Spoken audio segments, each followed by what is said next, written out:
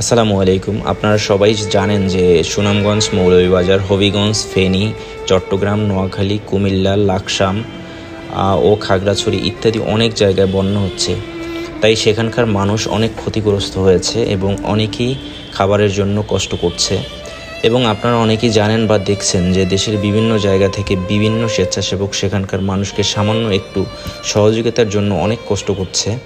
এবং এভাবেই আমরা আমাদের নিজেদের উদ্যোগে বরিশাল চৌমাথা এরিয়া থেকে আমরাও কিছু মানুষকে সহযোগিতার জন্য দিনরাত পরিশ্রম করে যাচ্ছি এবং আমাদের টিম যাচ্ছে লাকসামের উদ্দেশ্যে এবং যার যা আছে সেভাবে দিয়ে অনেকেই সহযোগিতা করছেন।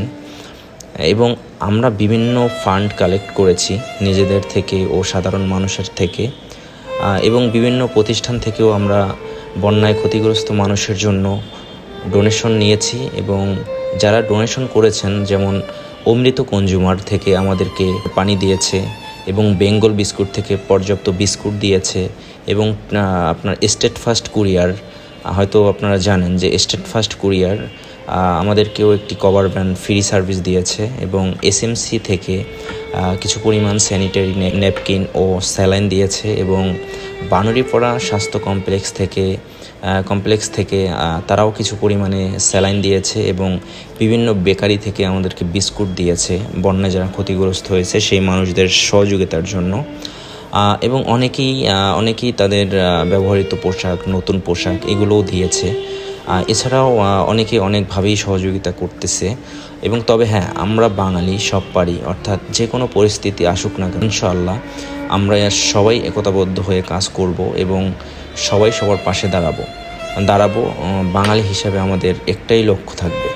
এবং আপনারা যেভাবে পারেন বন্যায় যারা ক্ষতিগ্রস্ত হয়েছে তাদেরকে সহযোগিতা করুন এবং তাদের পাশে দাঁড়ান। অর্থাৎ বন্যায় ক্ষতিগ্রস্ত এলাকায় যারা বসবাস করেন তাদের খুবই খারাপ অবস্থা, এবং সেটা খুবই দেখতে আমাদের খারাপ লাগতেছে যে আসলে আমাদেরই তো বলা যায় বাঙালি যারা আছেন সবাই আমাদের পরিবার।